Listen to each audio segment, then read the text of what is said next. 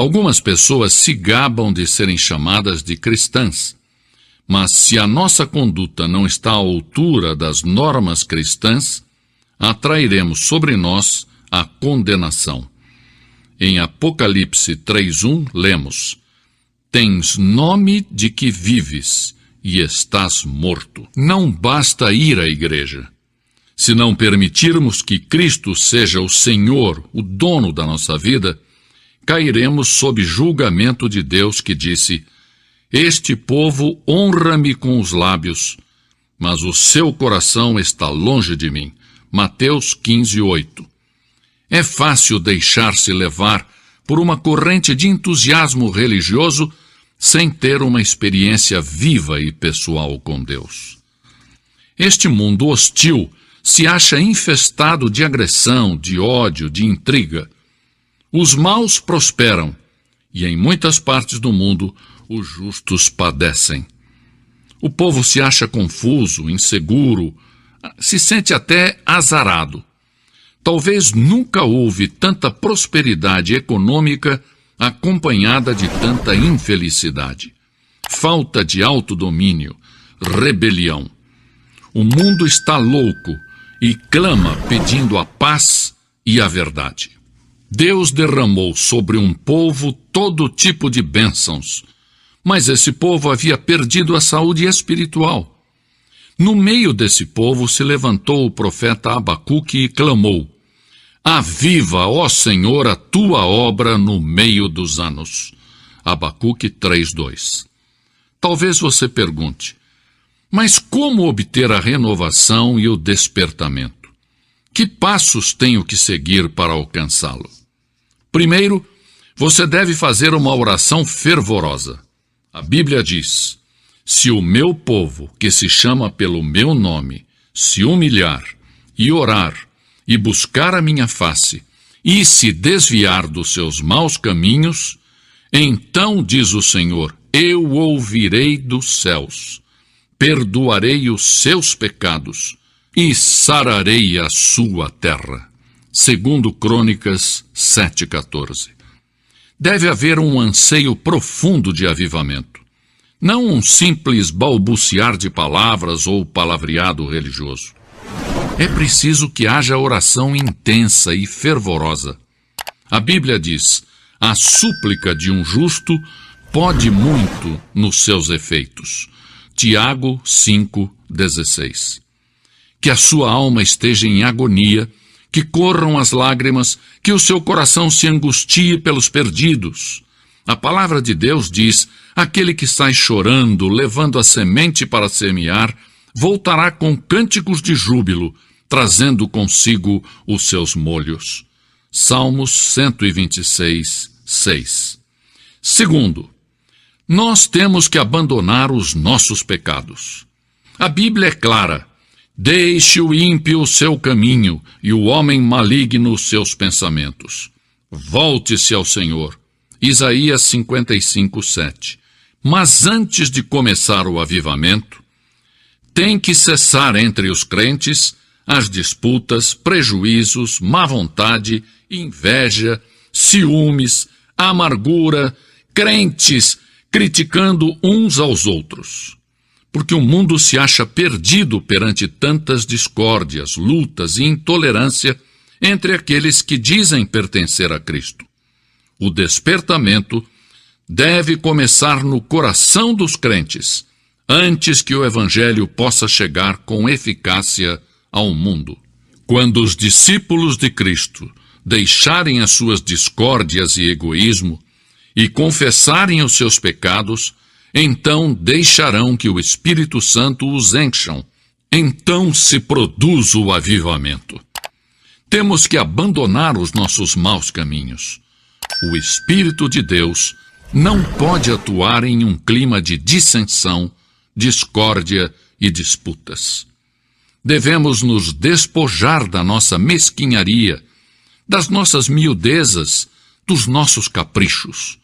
O inimigo das nossas almas tem debilitado a eficácia da igreja porque temos nos especializado em controvérsias, em dissensões, e não temos andado chorando e levando a semente preciosa. Salmo 126, 6. Sim, porque temos dado mais ênfase às instituições do que à oração ou mesmo a Deus. Que o Senhor nos perdoe e nos ajude a nos livrarmos de hábitos perversos e mesquinhos. Se vamos ter um despertamento em nossos dias, como crentes teremos que abandonar os nossos pecados individuais e coletivos. Em terceiro lugar, Deus tem que ser real para nós. A Bíblia diz: se o meu povo buscar a minha face, eu o ouvirei do céu. Porque em um mundo cheio de materialismo grosseiro, nós também temos tentado reduzir Deus ao nosso próprio tamanho. O nosso Deus parece ter se transformado em demasiadamente pequenino, e somos culpados de idolatria intelectual. Temos fabricado em nossa mente um Deus que não é o Deus revelado na Bíblia. Muitas vezes associamos a experiência cristã genuína, vital e pessoal a pessoas altamente emotivas. Muitos chegam a dizer: é bom ir à igreja, viver uma vida decente, sim, mas eu não estou disposto a ser fanático. Consideram que a fé cristã é uma mania, algo demente. O cristianismo tem alguma importância? Sim, o cristianismo tem suprema importância. É algo importante? Sim, é tudo. Sem a fé cristã, não vale a pena. É vital. Você pode conhecer a Deus. Milhares de cristãos afirmam com certeza: eu sei que já passei da morte para a vida. 1 João 3,14. Eu sei em quem tenho crido. 2 Timóteo 1,12. Lemos em João 7,17: se alguém quiser fazer a vontade de Deus, há de saber se a doutrina é dele. Precisamos de um reavivamento da fé cristã, da experiência cristã, do andar com Deus. Deus tem dito: se o meu povo buscar a minha face. Se de novo descobrirmos que Ele é santo, justo, real, absoluto e pessoal, e que é um Deus de amor e de misericórdia, esta realidade será transferida ao mundo e o avivamento então virá. Assim tem sucedido em toda a história, e sucederá outra vez. Não devemos colocar a fé cristã em dúvida falando de Cristo sem conhecê-lo. Não vamos fechar a porta da igreja com a chave da inconsistência, impedindo que os perdidos venham a Cristo. Não devemos impedir o avivamento com a nossa falta de fé e de oração. Não percamos a vitória espiritual, permitindo que o pecado nos mantenha presos. Busquemos a face de Deus e abandonemos os nossos maus caminhos, e então sim, então ouviremos a voz do céu. A igreja tem a chave do avivamento. Está ao alcance de nossas mãos. Nós vamos aceitar o desafio? Teremos coragem de pagar o preço? As reservas do céu são suficientes para saciar o mundo que perece de fome e fome espiritual?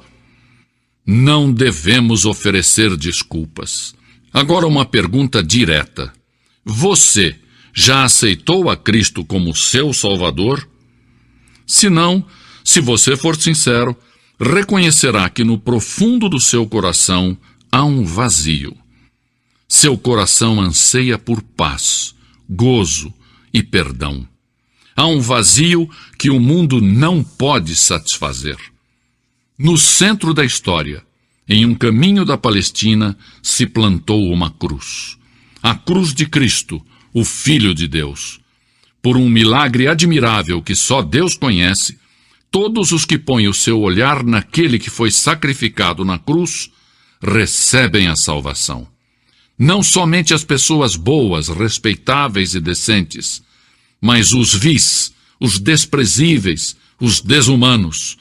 Um ladrão que agonizava junto com Jesus, pôs nele o olhar de fé e recebeu a segurança da vida eterna.